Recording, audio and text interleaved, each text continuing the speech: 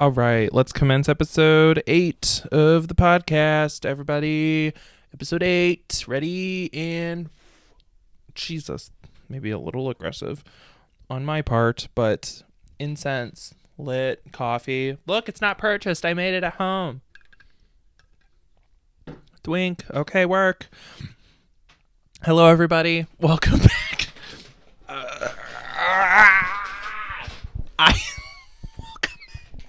Welcome back to Things That Go Bump. I am feeling... I'm Zabian, your host, and this is my weekly Goosebumps review podcast. Let's just get this out of the way. I'm feeling extremely manic today. I haven't been on my mood stabilizers for a couple of days because I ran out. Just got them back today. Took one. Hey, feeling extremely manic now. So let's just get through this, right? Okay, let's just get through this. We have to talk about things that are very important, and you're here for fun. We're all gonna have fun. You got that? So let's just, hey, if I start spiraling, just stick with me. Just stick with me. Just chill out, people. Just chill out. Oh boy. Oh my God. Welcome back. Welcome to the pod. Hey, nice calm environment. I am so hot right now. I am wearing a crew neck and pants because I had a job interview today and I wanted to look nice for it, but I am hot now and it is mid-December. It is mid-November. It is cold as fuck outside, but what's important is that right now my body temperature is extremely warm and I hate being extremely warm, but I've already started recording the podcast, so I'm not going to change my clothes because that is annoying and I am already sitting. If I get up to move and change, I will have a freak out. So let's just get it together, people, and let's record the podcast. Okay, let's start with some housekeeping, as always. Hey, let's call back to episode...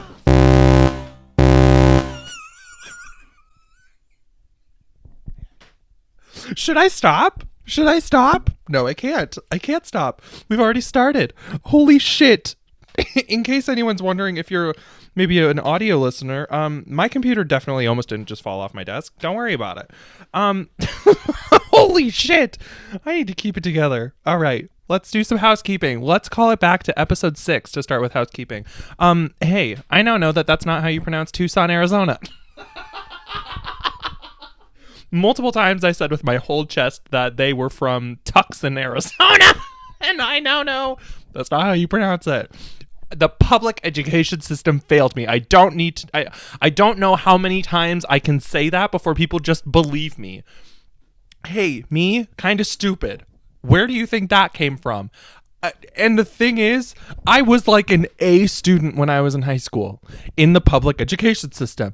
They fucking failed me. Got it? All right. Tucson, I get it. That's how you say it. It's Tucson, Arizona. I get it. Shut up. Ghost updates? None. Sorry, I don't have any. The ghost updates in my house. It's been pretty tame lately, so maybe more on that later. Okay, now let's talk very quickly about our previously mentioned, but also not for a while. It hasn't been mentioned, I don't think. No, I don't think so.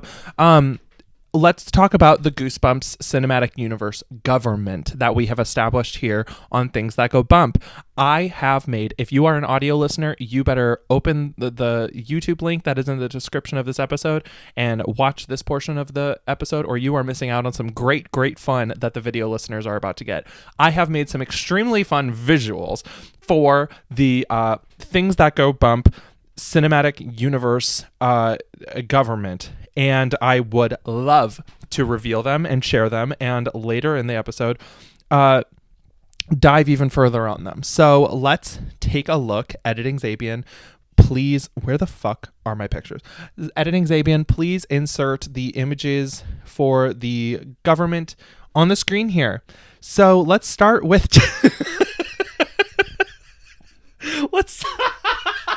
they're so stupid. I have created all of these images myself, and they are extremely good, and I am extremely talented. So let's start with just kind of a tour of the images we've created here, just to kind of remind ourselves like how this government has come to be formed, what its foundations are, etc., whatever else I feel like talking about.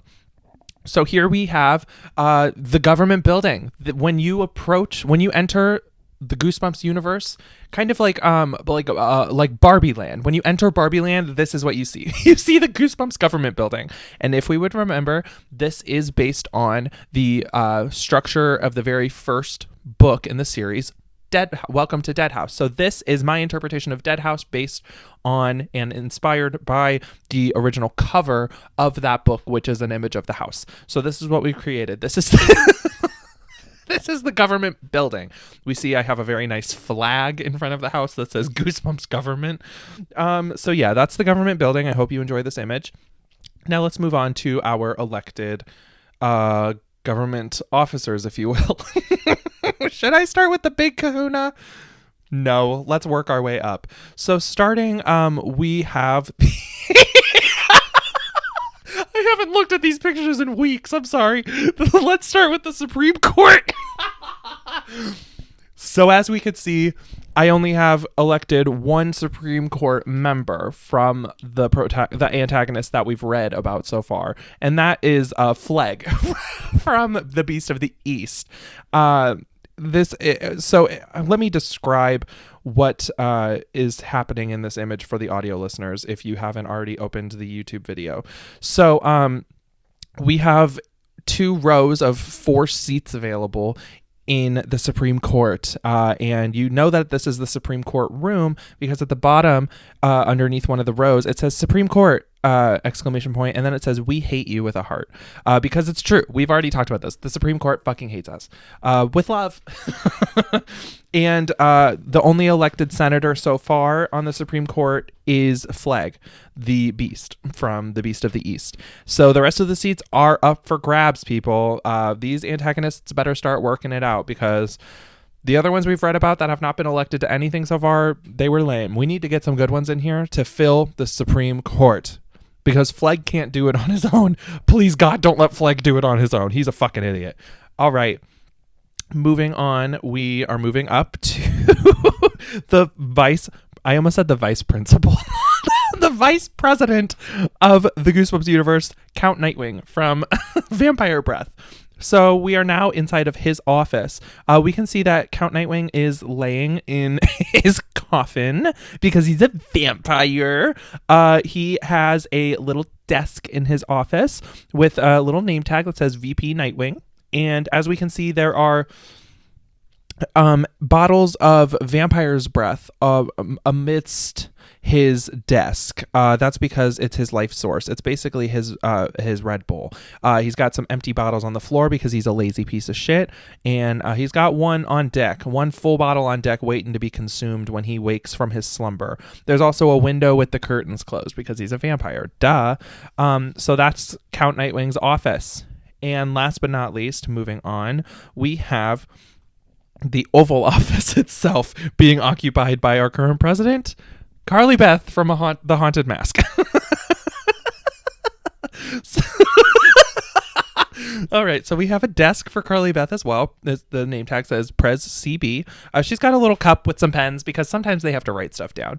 To the left, we have a big window with a dead plant in front of it because Carly Beth ruins everything she fucking touches.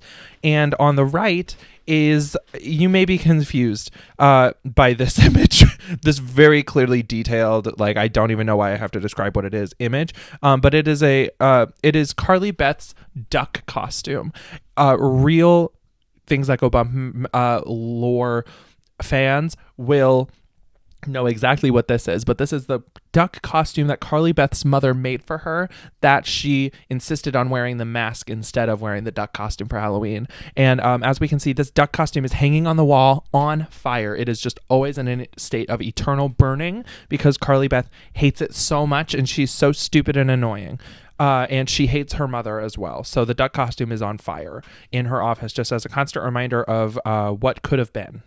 And so far, that's what we have for the Goosebumps government. But we will get back to that later. But those are the visuals. I wanted to show you guys those because I've been sitting on them for a while, and now we finally have a reason to talk about them that I will get into later in the episode. All right. The last matter of housekeeping. Okay, this is a first for the Things That Go Bump universe. As we all know, I am not reading the books in order of publication. I'm reading the books in the order that I find them for my collection. I ran into a conundrum this week. I have to admit it. I ran into a conundrum that I've thought about at one point in time, but I have not actually had to put into action until this week. Last week we read Ghost Beach. The next book in my collection is a sequel. Not only is it a sequel, it is a sequel to a book I have not read yet, but also a sequel to a book that I don't even own. So I was like, what do I do? I can't read the sequel without any fucking context, or I will just be so confused. Probably not. It probably isn't that big a deal. But so here's what I'm going to do in situations like this. I skipped the sequel. I did skip ahead because I hate myself. So I skipped the sequel for this week. And we're skipping one book ahead of the sequel. Whenever I find the predecessor of that book, in this case, the sequel that I own is Return of the Mummy. And whenever I find the first book in the Mummy trilogy, I don't know how many there are. Whenever I find the first book, the predecessor of Return of the Mummy, I'm going to add it to the collection as necessary. And whenever I get to it, I will read it. And then instead of moving forward with the series, I will go back and read the sequel. So I really hope that I don't hate every book that has a sequel that I find out of order, because otherwise I'm going to have to live with them for maybe 2 or 3 books in a row. So that's really exciting. I just needed to be completely transparent and completely honest. So whenever we get to the Mummy series, I'll be releasing like 2 or 3 episodes in a row about the Mummy itself. So I hope we are all familiar and just mentally preparing for that. I'm kind of dreading that. I don't know why I did that to myself. But anyways, that's what we're doing. And that brings us into the review for the week. That brings us into the meat of the episode itself. What are we talking about then? If we had to skip forward and break the cycle, if you will, what are we here to talk about this week? I'm so glad you asked. I say with like no enthusiasm at all. I just got so hungry right now. Like so fucking carnally hungry. Like I feel my stomach about to growl.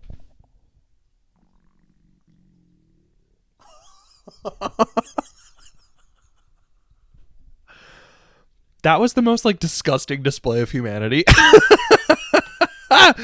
I hope no one heard that. Anyway. I'm so hungry and I can't really think about anything else right now, but we have to get through this fucking episode. We have to get through it. Okay, it's time to start the review of the week. And this week, we are not really jumping forward at all. So Ghost Beach is number 22 in the series. And actually, Return of the Mummy, the book that we're skipping, is 23. The book of the week this week is 24. Weird. Okay. I think I found these all at the same bookstore, and yeah, I did. I think I found the next like several books at the same bookstore, and I snatched them from the hands of little children. Anyways, so this week we are talking about the 24th book in the Goosebumps series, Phantom of the Auditorium. Ooh, oh my goodness, Phantom of the Auditorium. No, Yes, that's what we're talking about. Okay. This book was good. I'm not going to fucking lie to you guys. This book was good. I am I think every now and then I'm just going to need to scream a little bit to maintain my sanity. I am off the fucking rails today, people. As if I need to prove it to you anymore. You've been watching the episode. Or listening to it. Whatever. Okay. Let's start. Phantom of the Auditorium. Let's give a brief synopsis. Hey, the synopsis that's on the actual back of the book. This is another example of the person who illustrated this book and the person who wrote the synopsis on the back of this book didn't read the fucking book. So let's talk. Let me share what actually happens in this book. So this book is about a girl named Brooke and her friend Zeke. They are annoying. No, they're not. They are theater kids, but they're not like annoying theater kids. There are annoying theater kids in this book. Brooke and Zeke are not them, but Brooke and Zeke are stars. So Brooke and Zeke audition for the school play that they're putting on this year, which is a play called like The Phantom. It's a really original storyline, not at all similar to The Phantom of the Opera by Andrew Lloyd Webber. Andrew Lloyd Webber did not write The Phantom of the Opera. Let's get that out of the way. I think it's based on a book. I don't know. So Brooke and Zeke's school, it's like Woods Mill Middle School or something, which is a really confusing name for me. Their school is putting on this play called The Phantom, and there's a whole curse behind this play. So when the school originally opened, I believe 72 years ago from when the book took place, there was this curse that they built the original school. They were putting on their first play. A boy discovered a script for this play called The Phantom, and he actually ended up putting on this play. And the boy who found the script is actually casted in the role of the Phantom, and I think it's like on opening night or something. They're like getting ready to start the play, and the boy disappears, and no one can find him, and they have to cancel the show, and the boy was never seen again. So that's the curse of this play, and now they are trying to put the play on once again. And hey, the play, after a series of unfortunate events, it seems to be cursed. Ooh, it seems to be cursed. Spooky, spooky, spooky ghost. Anyways, so that's a brief synopsis. And obviously we'll talk about everything that happens later. But first, let's talk about this description and the cover of this book. It's just fucking crazy. It literally says, what does this fucking say? It says a message appears on a piece of scenery. It's in quotes, "The Phantom strikes. A stage light comes crashing down." That doesn't happen. Hey, that doesn't fucking happen. It kind of happens. A stage light comes crashing down. That does not happen in this book. I don't know who the fuck wrote the synopsis of this book on the back. But that didn't happen. That really did not happen. Anyways. And let's also discuss the cover of this book. Hey, the Phantom is not a young, handsome black man wearing a face mask over his eyes like the fucking Incredibles with flowing hair. That's not what the Phantom looks like in the fucking book. What? Like, what? What the fuck ever? Okay. This person needs to be fired. Yeah, it's the same person who does like all the covers for these books. Fire him. Good Lord. Actually, let's do some diving. Who illustrated the covers for the original Goosebumps series? Let's look it up. Tim Jacobus. An American artist best known for illustrating the covers for nearly 100 books in R.L. Stine's Goosebumps series. Okay, now, I was interested to read this book because I don't recall reading it as a kid, and I don't recall, I like 99% sure there was an episode of this in the TV show. Phantom of the Auditorium TV episode. There was. Should we see if anyone fun is in it? I think we should. No, not anyone. Not anyone that I'm aware of. How fucking annoying. Wait, maybe. Wait. Is that? No. Wait. Is that the girl from Mean Girls? Oh my fucking God, is that the girl from Mean Girls? Yes! Yes! Yes! Oh my God! Oh my God, people! The girl who made out with a hot dog in Mean Girls is in this episode of Goosebumps. Yes! Oh my God, I love the internet. Oh my God, this is so fucking crazy.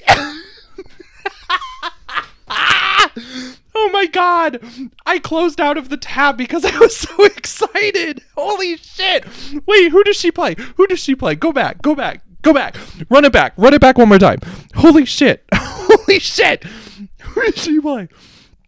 Oh, she plays Tina. Oh my god. Oh my god. Yes. The internet is such a beautiful place to be. Holy shit. Oh my god. Oh my god. Oh my god. Okay, calm down. This is the best day of my fucking life, you guys. Holy shit. Holy shit, I'm hot. Oh my god. Good lord. Okay, let's move on. Let's move on. We have to move on. I'll come back to that. Let's move on. I've never seen the TV episode, and I was excited to read this book, and I read it, and I just gave you a synopsis, and now let's talk about it. So let's talk about Miss Brooke, our protagonist of the book. Miss Brooke she's just so good. Brooke is such a fucking icon. I loved her so much. Okay, so let's talk about Brooke.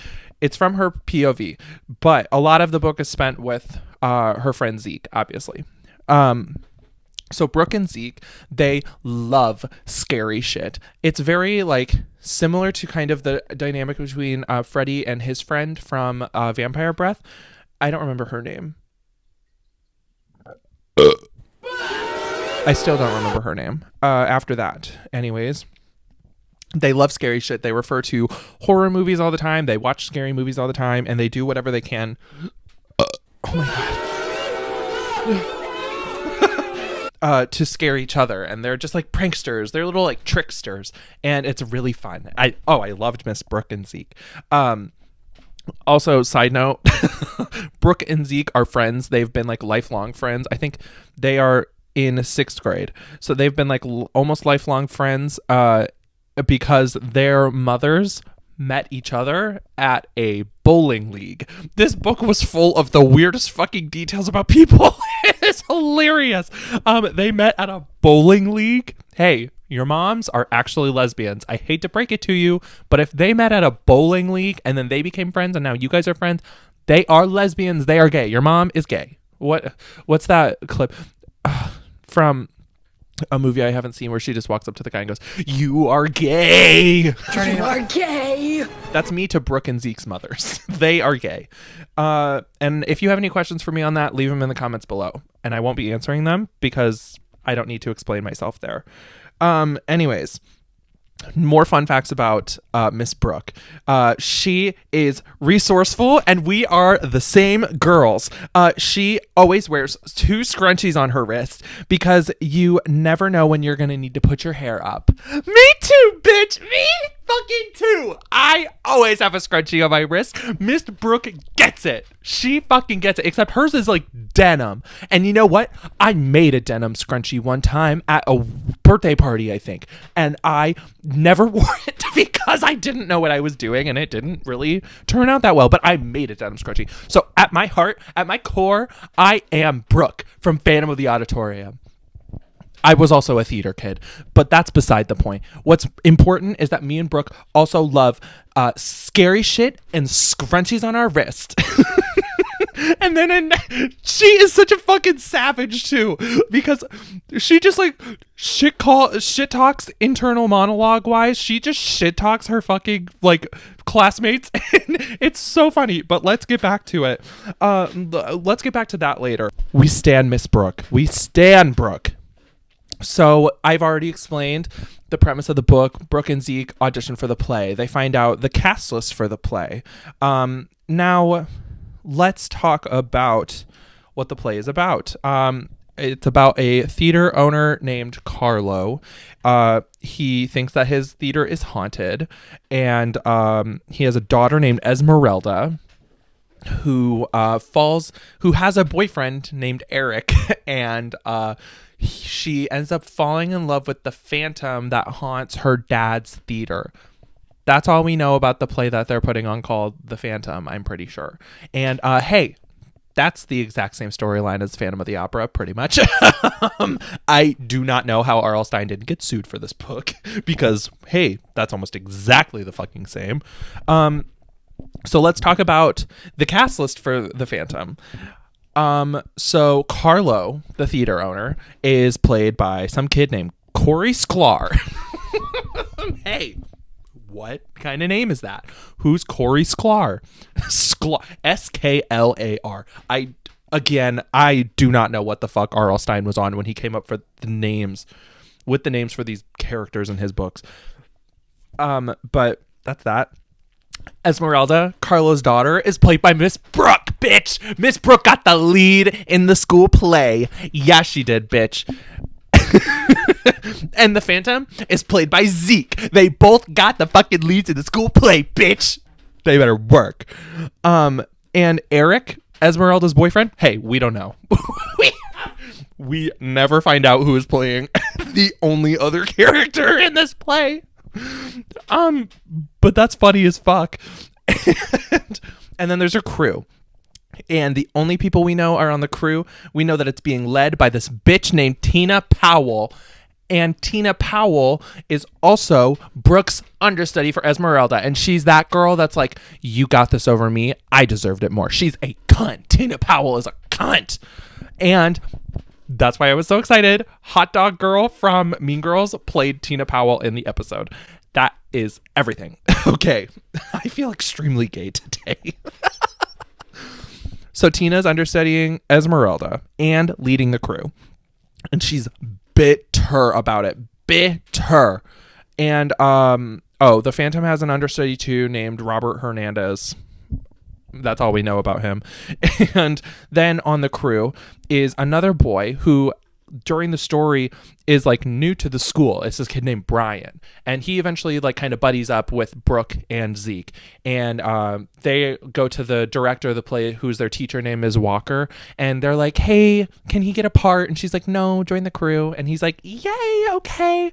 And weird details about Brian, he is like super happy all the time, super like go with the like he just does what Brooke and Zeke tell him to do basically, and he blushes all the time. I don't know why it needs to mention that, but it does. So that's like the cast for the play that this book is about. We've already talked about the Curse of the Phantom, but they learn about the curse and the whole story about it from Miss Walker at the first rehearsal for this book, for this play. But yeah, she tells them about the story of like the boy who disappeared after like on the opening night of the play, and now it's never been done in the school before. And she also tells them, okay, actually, let's just get into this. So obviously, cursed shit starts to happen when they put on this cursed play. In the very first rehearsal, there's just things that I'm like, how the fuck? How did these things actually happen? In the very first rehearsal, Ms. Walker is on stage and she accidentally falls down a trap door in the stage that she forgot she opened. And they help her back up. And she shares that this trapdoor was actually built specifically for the original production of The Phantom, for the Phantom to like emerge from the stage. And it's just never been used again, I guess. I don't fucking know. But whatever. She literally falls down the trapdoor, does not get hurt. It's like a 5-foot drop that she just falls into accidentally. I don't know. The next thing that happens is, like amongst all of this, mind you, Zeke is like pulling pranks on people. He has like spooky masks and shit that he wears to like scare people, like Carly Beth-esque haunted mask, not haunted mask, but like just like complete like Halloween face masks, not COVID face masks with like things that say like I'm the Phantom. I don't know. So he's just spooking people out for the whole time because he wants to scare Brooke primarily, and he's just a trickster. Zeke's a little tricky boy. Ew. What the fuck? Anyways, after the first rehearsal, I guess Brooke and Zeke decide they want to play with this trap door in the ground of the theater. Hey, horrible idea. And they like stay late. They like hide from everybody and stay in the auditorium after their first rehearsal's over. And they're like, we're going to play with this trap door and see where it goes. So they like just go down in it to like see how it works. And they push the lever or whatever to get it to go down, and it goes down, but then it goes down even further than it was when Ms. Walker fell in it, and they didn't know that. So it goes all the way down to the ground. They don't know how to get it back up, and they are trapped below the fucking stage. And it shows them that, Or they find out that there's like a chamber right at the bottom of this trapdoor, and the chamber leads into like 2 tunnels, and they're like, what the fuck is that? and then the trapdoor ends up, and they're like, oh my god, scary. I don't know. The trapdoor ends up being brought back up to the surface by someone. We don't know who it is. Oh, weird. And then it's some weird looking old guy that they've never seen before in like gray sweatpants and a sweatshirt. And he says that his name is Emil and that he's the night janitor. and they basically lie to him about why they're there, obviously, because they're children in a Goosebumps book. And they leave. Okay. Another scary thing that happens throughout this book is Brooke goes to her locker at one point and finds it's like partially open, and then finds out or like finds that there's like a scary face mask in it with a note attached to it that says, "Stay away from my home sweet home." So true. And Brooke sees it and is like, ooh, I was spooked, but I know that was Zeke just playing a silly little prank on me. So she dismisses it. Then at another rehearsal, the Phantom of the Auditorium appears, bitch. They're rehearsing for the play. The lights go out. And then I think Corey Sklar is like on the catwalk in the theater, and he starts screeching. He starts screaming and yelling or something. I don't know. Or no. He sees something on the catwalk and he starts yelling. And then the lights come back up and we see a masked figure in all black with a black cape on the catwalk. He fucking Tarzans himself. He fucking George of the Jungles himself with a rope from the catwalk onto the stage through the whole auditorium. What the fuck? And lands on the stage and doesn't say anything to anyone. And he just steps onto the catwalk and goes down and disappears. Or not the catwalk. He steps onto the trap door and it goes down and he disappears and no one does jack shit about it.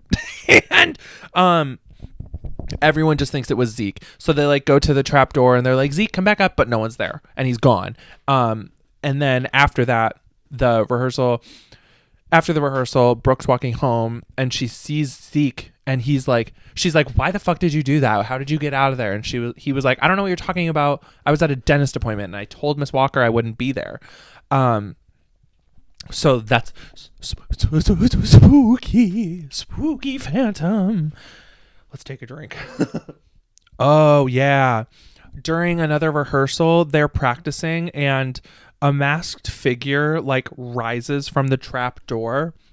And again, everyone thinks it's Zeke playing a prank, but so they like go on with the rehearsal, but then Brooke sees that Zeke is off stage and he's like, what the fuck? And this Phantom shakes Brooke by the shoulders, telling her to leave, like whispering to her, stay away from my home sweet home. What a fucking creep. And then, oh my god, this was absurd. And then he jumps off the stage and exits the theater by running down the aisle out the doors. What a fucking psychopath. This weird motherfucker that thinks he's so sly. Why didn't anyone just like trip him? Just the drama. He said like, oh, y'all want it. Oh, he was fucking Cassie from Euphoria. He's like, you want me to be the villain? Then so be it. I can play the fucking villain. That's the Phantom. The Phantom is played by Cassie from Euphoria. Not Sydney Sweeney. Cassie from Euphoria specifically. But yeah, he runs out the fucking door. Everyone's just like, what? Instead of like going after... And then we just kind of get the normal, like, after so much shit happens, then people, Brooke specifically, is finally speculating, like, is it Zeke pulling these pranks with another student? Like, she thinks that he set up with another student, the, like, shaking and then running out the door. She thinks it was another kid that Zeke got to pull a prank on them. Or is it Tina? Now, she believes it could be Tina orchestrating all of these pranks to stress Brooke out and get her to quit the play so that she can play Esmeralda, because Tina is a petty, bitter bitch. Let me tell you, Hot Dog Girl from Mean Girls is a cunt in this book. she is just like always so like rude and like just saying things to get into Brooke's head. But Brooke is such a fucking badass, and there's multiple times where like she just subtly drags the fuck out of Tina and even admits that what she's saying is mean. But there's one point where like Tina's giving her a dirty look or something at a rehearsal, and Brooke says like, I don't like her that much, but I don't want her to hate me just because I got the part that she wanted in the school play. You better get her, bitch. You better come for Tina. And then another one. Oh my God, I forgot about this. When Tina's like working on the scene, like the scenery or this painting something, I don't know, with the rest of the crew, like Brian and the rest of the crew, she sees Tina like give her a dirty look or something again, or she like makes a snide comment about Brooke forgetting her lines, and she starts like feeding Brooke her lines because she has to memorize them too. And Brooke literally says like, not exactly, but she basically says like, have fun painting your scenery because it's the only stage time you're gonna get. Get her, bitch. Get her. She is what I wanted to be. She's what I tried to be as a theater kid. And when I did that, everyone just stopped talking to me. Anyways, whatever. Oh, my earbud fell out. I'm getting heated. This book was juicy and full of deep gossip and drama that was groundbreaking. After all the speculations happen, just one random point where Zeke and Brooke go to the office to pick up something, and they basically find out from the secretary in the office that there is not a night janitor who works at the school named Emil. They don't have a night janitor. So, okay, random tidbit thrown in there for no reason. Well, random tidbit thrown in there. Then they're like, who's Emil? What the fuck was that? Who did we see? Who rescued us from the trapdoor that one night? And now they're at their wits' end, I guess. And Zeke, Brooke, and Brian decide that they are going... Well, more so Zeke, and then Brooke and Brian tag along for this.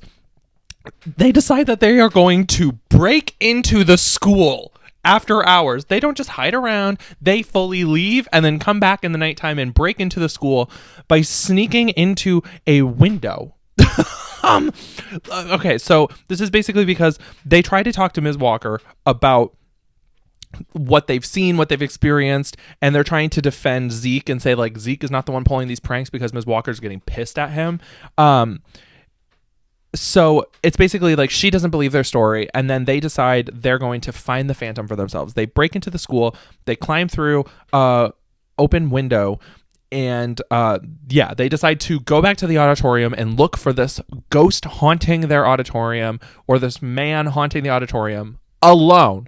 3 6th graders. It is insane. Plus, when they're breaking in, it is so funny. Someone literally says, like, isn't there an alarm that's going to go off if we, like, bust open a door or something? And someone literally says, this school can barely afford pencil sharpeners, let alone a burglar alarm. This is the 90s in a nutshell. This is why we need stricter gun laws. Because they can't even afford a burglar alarm. Oh, my God. Oh, my God. So they go to the auditorium, they turn on a light or something, and then when they're in there alone, mind you, there's a backdrop. If you don't know, like in theater sometimes they will have basically this giant like tarp thing almost, or just giant sheets of something that you can paint on to make it look like a background or something, like of scenery. So there's this backdrop that they've been working on for this play that's like a brick. So like children hand painting a giant backdrop of just a brick wall to make it look like a brick wall. And it gets like lowered down. It like rolls or something, and then is like there's a rope backstage that they can use to pull it down or whatever. So that starts to happen on its own. This backdrop starts to like unfold on its own, and they see that it has been vandalized with red paint. Someone took like a big red like paintbrush with red paint and was just smearing all over it. And then at the bottom is a note that says stay away from my home sweet home. Oh my God. The Phantom. And that's it. And then I don't know. And then, hey, Miss Walker, the teacher, the director of the play, she shows up. because she stayed at school late and heard noise in the auditorium. She shows up and sees the backdrop that they are all standing in front of with fresh wet paint on it, and obviously thinks that they did it because duh. I would also probably assume the exact same thing. And they're like, no, we didn't. No, we didn't. No, we didn't. And then she listens to their story about like what they were actually doing there, and she starts to believe them. She starts to believe that they at least didn't ruin the backdrop. She is like, okay, maybe someone else did it. And then they leave the auditorium, and they see that there's a literal paint trail, like a trail of red splotches of paint, and they follow it. And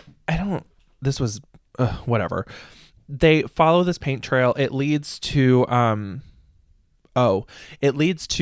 Zeke's locker with the can of paint at the an open can of paint, or like not closed tightly, sitting at the bottom of it. So Miss Walker says, yeah, you're out of the play. I'm calling your parents. This is fucking ridiculous. And says to Brooke and Brian, if you don't get the fuck out of here, I'm also calling your parents. You're also kicked out of the play. So then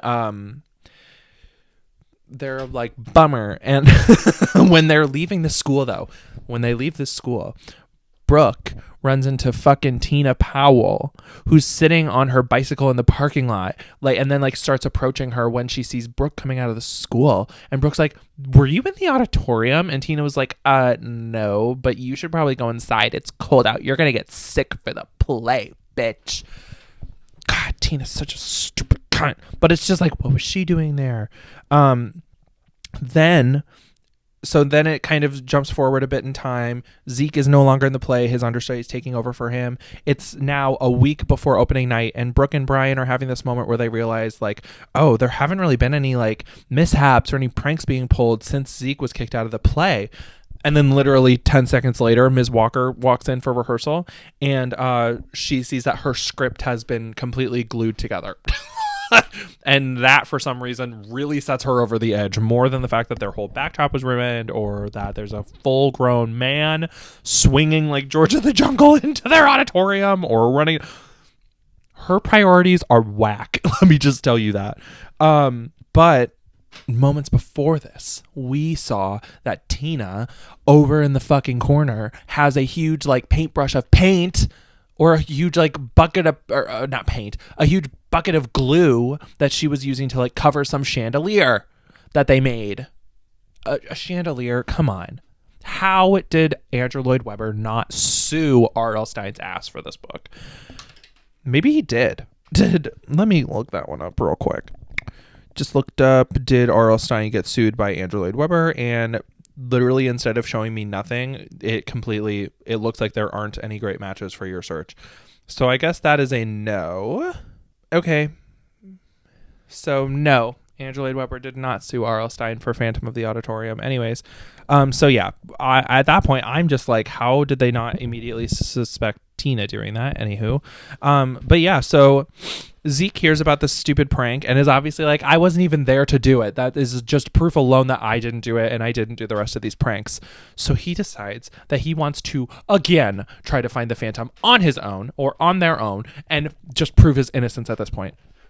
So then we have breaking into the school part 2, bitch. They do it again. They sneak in the same window, and they go down back to the auditorium. All three of them, Brooke, Zeke, and Brian.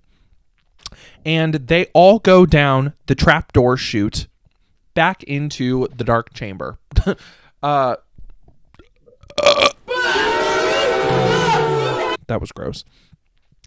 They go back into the dark chamber. So they start investigating. They have flashlights also.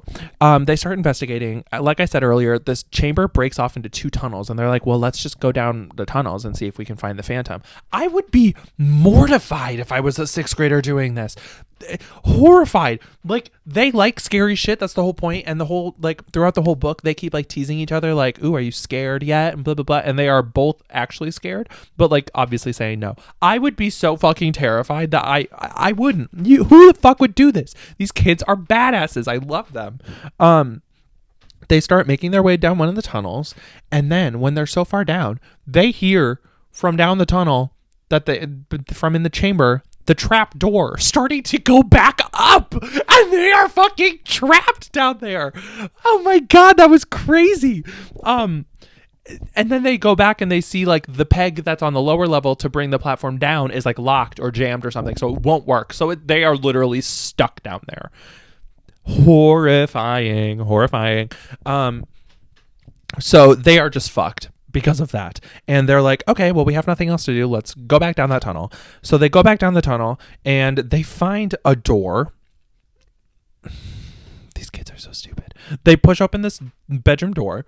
And mind you, they push it in and open the door. That'll be important in a minute.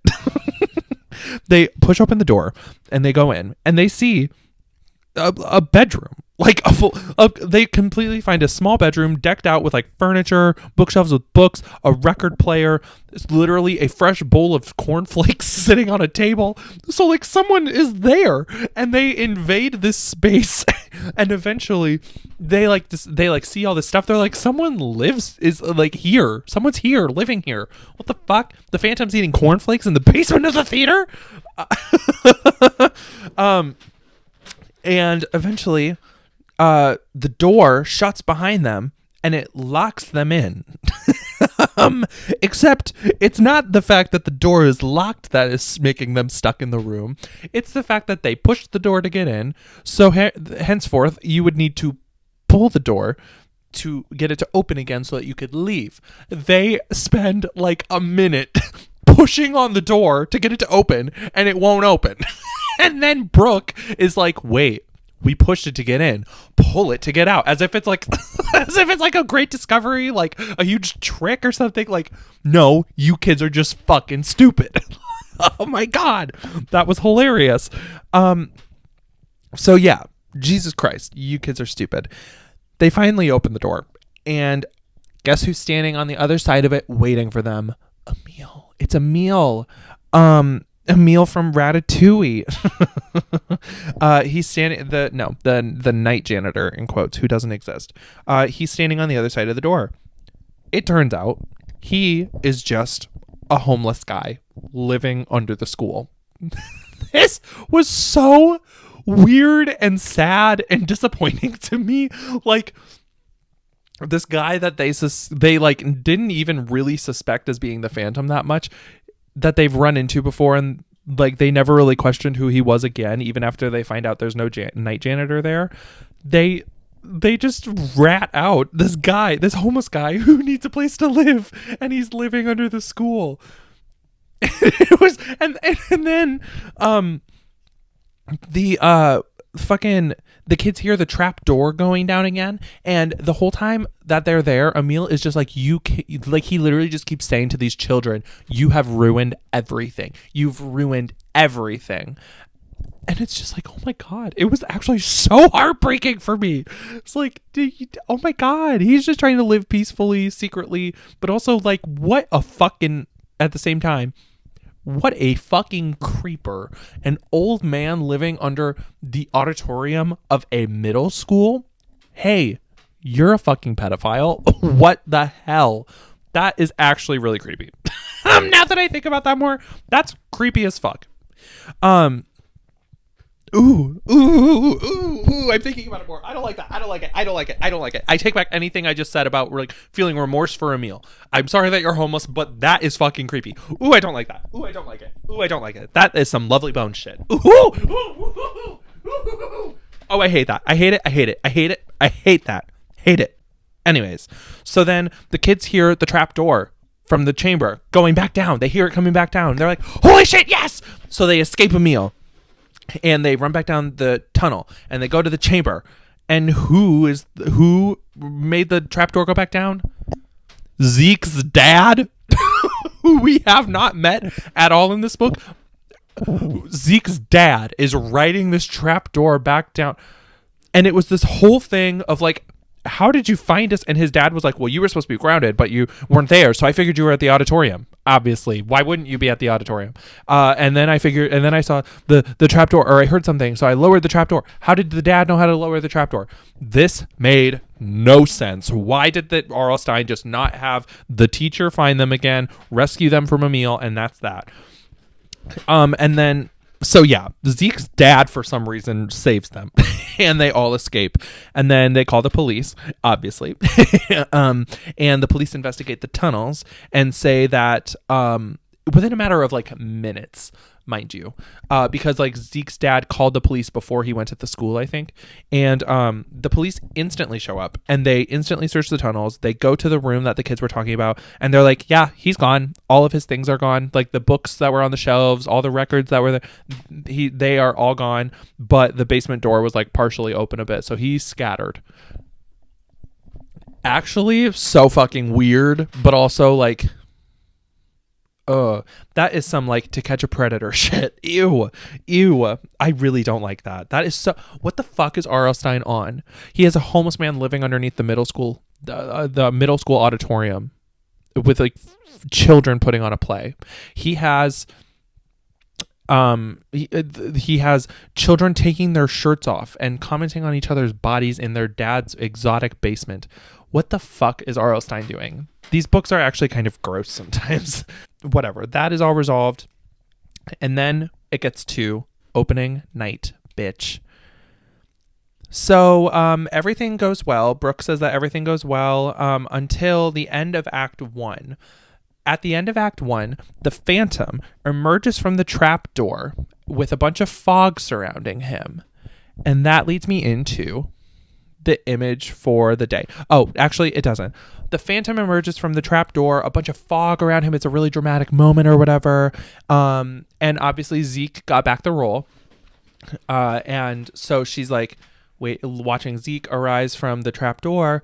And then, surprise, she realizes because of the eye color of the person wearing the mask that it's not Zeke. And then she starts to like freak out. And she basically like, I don't remember. They go off script, and the Phantom has a whole little monologue where he talks about like, I disappeared 72 years ago when we were putting on a production of this play, and I've been here ever since waiting for this moment, and blah, blah, blah, blah, blah.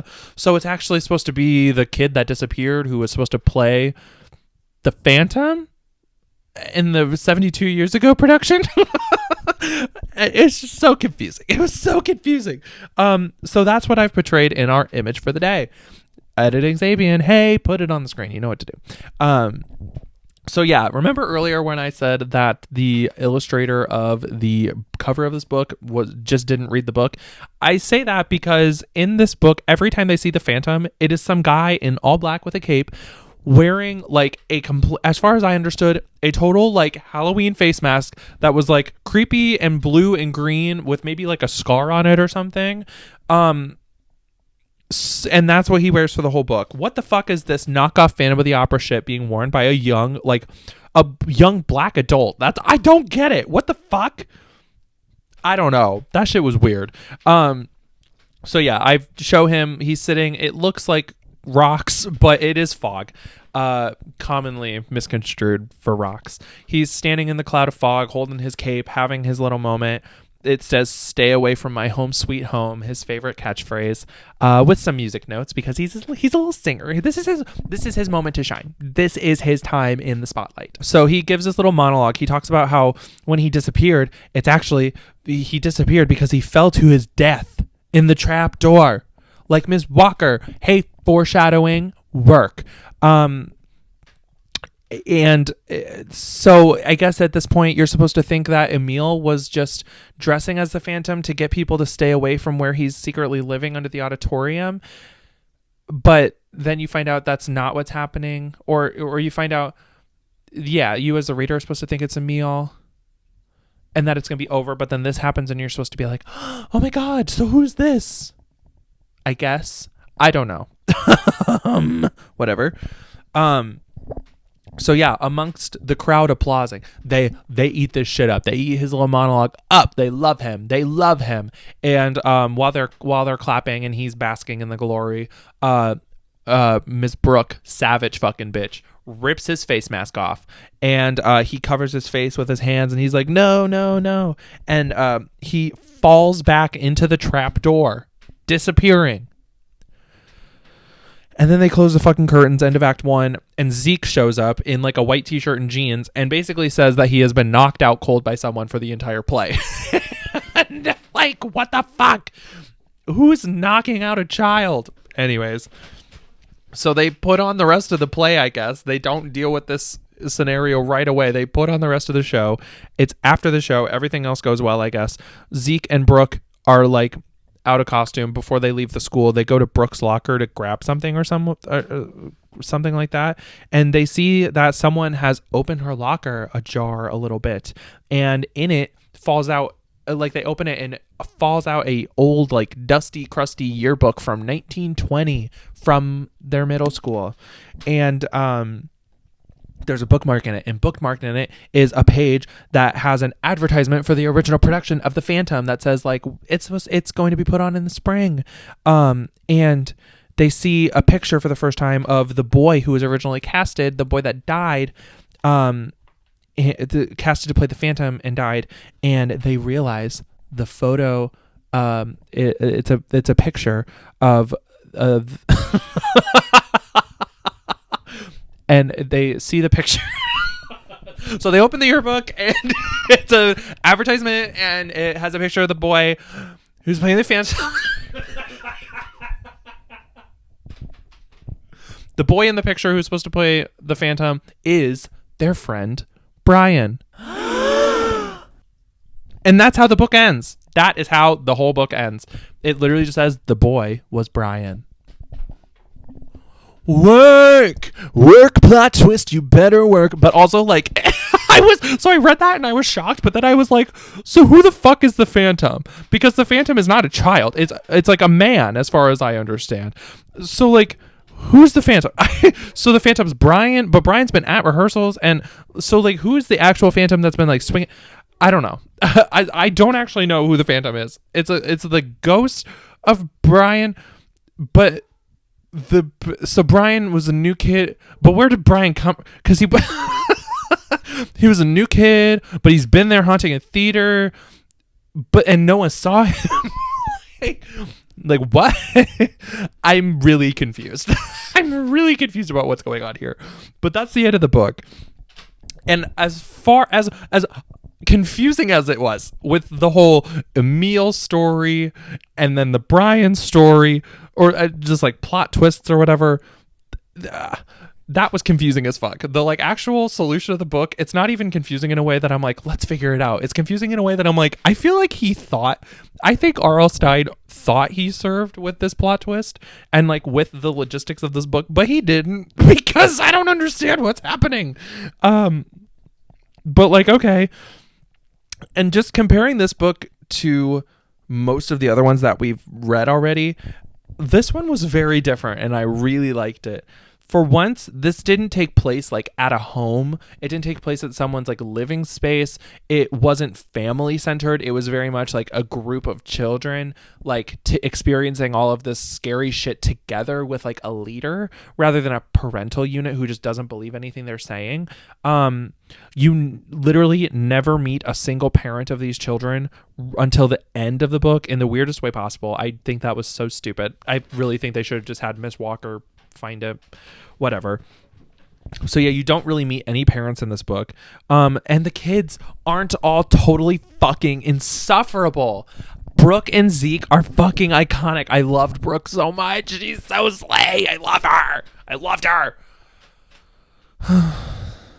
Oh, and yeah, the resolution for the most part, it wasn't actually something supernatural for the first time. And it kind of had a rational explanation, but it kind of was supposed to be supernatural, I think. So, like, I don't fucking know. I don't know. So, yeah, that's really the end of the review. I would love to tie it back to the very beginning, where I said that we were going to talk more about the government. Dwink. The Goosebumps government. At first, I was not going to elect the Phantom any role in the government because I really don't know who he is. He's just a Phantom. I initially was not going to give him a role in any government structure because I was like, what the fuck would he do? I don't know what he would do. And then right before I filmed this episode today, I had an epiphany. And it was just, everything fell into place. So I am so happy to announce that I think since like episode 4 or something, we have finally elected a new member into the Goosebumps cinematic universe's government. And that would be the Phantom. The Phantom is going to serve as the Goosebump government's Secretary of Education. I think that is just so fucking funny. And here's why. Because I think he meets all the fucking criteria. He hates children. He's sketchy as fuck. He also bans / curses literature because he cursed this play apparently. And I just think he's a perfect candidate. I just think he's perfect. He wants to scare the shit out of children. He wants to chase children away from school. He's a perfect candidate for the Secretary of Education. He hates education. He hates children. He hates people expanding their minds, expanding their horizons outside of his comfort zone. I think he is a perfect fit for the Secretary of Education. And like I said, I just decided this right now, so I have not made a visual, but I'm sure the editing Sapien has put that visual on the screen, and I'm sure it's lovely. I'm sure he's basking in his little, do they have offices? Does the Secretary of Education have an office? Just one sec, guys. I don't know. Okay. I'm sure he has his own little office because I make the rules here. And I'm sure he's basking in it. I'm sure he is maybe like reading some sheet music. There's probably a poster that it says no children on it. There's probably maybe like a nice fire pit with copies of the Phantom script in it. And I'm sure he's just doing his very darndest at stealing the spotlight in his little office as the Secretary of Education. So a round of applause, everybody. Round of applause for our newly elected Secretary of Education. And with that, let's move on to everyone's favorite part of the episode of this podcast that we review Goosebumps books on. The numbers. So, let's get into it. Phantom of the Auditorium. The numbers. We are starting like we always do, guys. I don't know why you get so confused. I don't know why you anticipate anything being different. We are starting where we always start, which is the spookiness of the concept of this book. I gave it a 2.75 out of 5. Now, the idea of a cursed play by the ghost of a theater is spooky, but this is absolutely, as we have said many times, not the first time that this has ever been done. Again, I ask you, how was R.L. Stine not sued up the ass by Andrew Lloyd Webber? Because this book, pretty much this whole book is just like Phantom of the Opera Jr. If such a thing ever existed, that's what this is. So I don't understand. We've seen it fucking before, but just because of that, it is still a spooky concept. So it's not completely just an F. It's like an F plus. 2.75 out of 5. The villain in the story, I gave a 4 out of 5 for the Phantom. A creepy phantom that curses a play put on by middle schoolers and then traps them in the tunnels of the fucking auditorium. That's so scary, but also like what a weirdo. And also just like the clarification of like who is the actual fucking Phantom left me so confused that I'm like, I don't have a clear-cut answer on what's happening here. So you're not getting a 5 out of 5, but 4 out of 5 because you're still weird and spooky as fuck. The reader's tolerance of the protagonist in this book. Miss Brooke, you get a very confident 5 out of 5 from me. I feel like this is probably the first time that has ever happened. Let me fact check myself real quick before I turn on the major accomplishment alarm.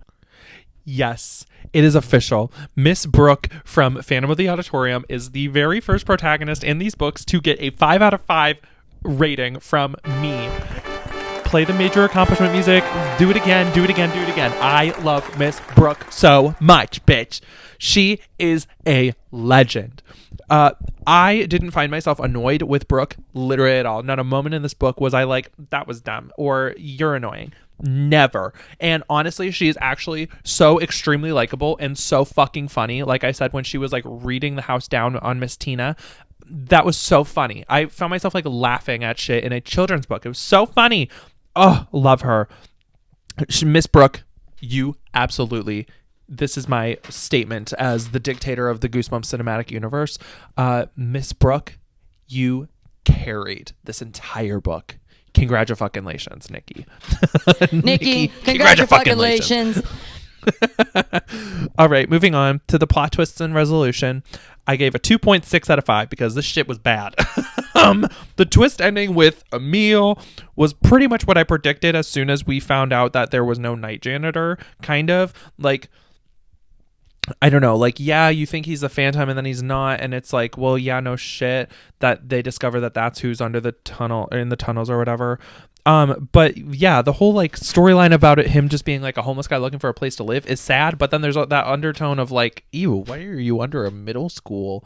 Creepy as fuck. Ew, I don't like it at all. I still don't like it. But then it gets extra bonus points for the like Brian twist at the end, where like Brian was supposed to be the kid who actually died 72 years ago.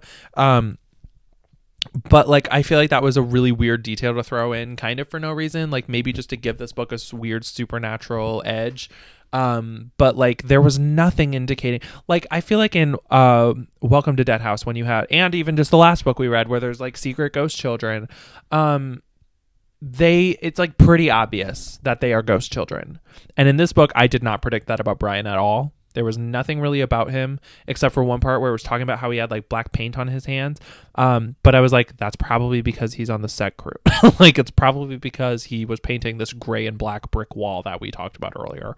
But yeah, so I wasn't expecting him to be a secret ghost. I still have no idea what the fuck, like how, if he was the phantom, like if his kid ghost was a phantom or if it was like a grown version of himself as I don't know. I do not understand that. So it gets a 2.6 out of 5 because it was very poorly executed plot twist. But it was still kind of shocking. Now we get to the underlying messages and social commentary in this book. To which I say, what social commentary and underlying messages? Which isn't really a bad thing. I gave it a 1.5 out of 5, which is so low. But like, I just don't think that there's really that many messages under this book. Like at all. I think it was just an interesting, like it was an intriguing, just like creepy story about kids trying to figure out what the fuck is going on, which I liked. I really liked it, but there wasn't anything to like write home about besides Miss Brooke. But I guess some of the messages that you could pull from this book are theater kids are annoying. That's an understatement. I guess also make sure that your middle school auditorium isn't being occupied by homeless men posing as theater ghosts. Again, I don't really know if it was actually Emil who was like pretending to be the phantom, like George of the Jungling onto the stage, or dramatically running down the aisle like a little kid throwing a fit. I don't know who the fuck that was, but like, okay. And also another message you could take away: don't break into your middle school in the middle of the night. Multiple times. Don't do it at all, but like multiple times? For what? That's whatever. And then yeah, 1.5 out of 5. And lastly, did I get goosebumps? Absolutely I did. This book was actually kind of creepy. There were some parts where I was like, I don't like this. This was kind of weird. But yeah, so it gets the extra half a point for giving me goosebumps. And now we add up all the scores, find the average, and that gives The Phantom of the Auditorium an overall rating of 3.27 out of 5.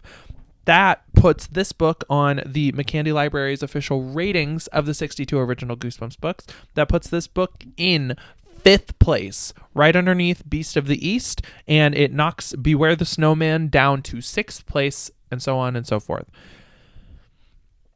This book was very enjoyable. If you are actually like wanting to read the Goosebumps books, hey, check out Phantom of the Auditorium, number 24. This book was fucking good. I liked it. I very much enjoyed it. I don't know. I liked it. Good on you, R.L. Stine, for this Phantom of the Opera knockoff. You did a good job with this one. But that's all I have to do. That's all for today, folks. Copyrighted. I'm gonna get sued by Bugs Bunny. So yeah, that's it for today's episode. If you liked the episode, please, Jesus Christ, I need to go eat lunch. I need to take a break. I can't believe I got through this episode. If you liked this episode, please, if you're watching on YouTube, leave me a like, subscribe to my channel so that you can see when I upload new videos. And if you're listening to it on an audio podcast, please give me a good old rating. Maybe 5 stars if you liked it that much. If you liked it that much, if you really want to rate me like 5 stars, like you don't have to, but you could. I'd appreciate it. And also, if you like the podcast, hey, spread the word. Tell a friend. I love making this podcast. I actually think it is so fun, and I would love to spread the joy to so many other people who want to turn their brains off and dissociate from society and listen to a 23-year-old person talk about Goosebumps. And just a little blast from the past, guys. So yeah, spread the wealth. Word of mouth is great. I appreciate anyone talking about the podcast in their day-to-day lives. Just don't talk about it in front of me because it makes me really uncomfortable. I'll draw attention to myself. I don't want you to draw attention to me in front of me for me. So yeah, tell a friend. As long as I'm not that friend, because I already know about the podcast. Anyways, yeah, leave me a like, maybe leave me a comment. Let me know what you think about this episode. Let me know if you had any grown men hiding under the middle school auditorium in your days in middle school, and we can talk about that. Maybe you should go to therapy and talk about that too. If you want to follow me outside of the podcast on any of my social media platforms, or if you'd like to support my small art business called wherefore.art.thou by Z, I have a print shop full of my actual artwork. I will be selling exclusive prints of the Goosebumps government visuals that you've seen in this episode today. That's not true. Maybe I will. That would actually be kind of funny. Hey, all the links that you need for my socials and everything are in the description of this episode on both YouTube and the audio podcast. If you want to check any of those out. Oh my God, my earbud got stuck in my... Ow! That was a bit dramatic, but my earbud, I'm ADHD brain swinging it around and it just got stuck in my hair. And that was not enjoyable. That was not an enjoyable experience I just had of ripping that out of my hair. But that's everything today, guys. Thank you so much for sticking with me in this episode. This was a clusterfuck. Never forget that the girl who made out with a hot dog from Mean Girls played Tina Powell in the episode of this book on the Goosebumps series on the TV in the 90s. Okay. Until next time, keep it loosey and stay goosey. Peace out, y'all. Have a good... I don't know.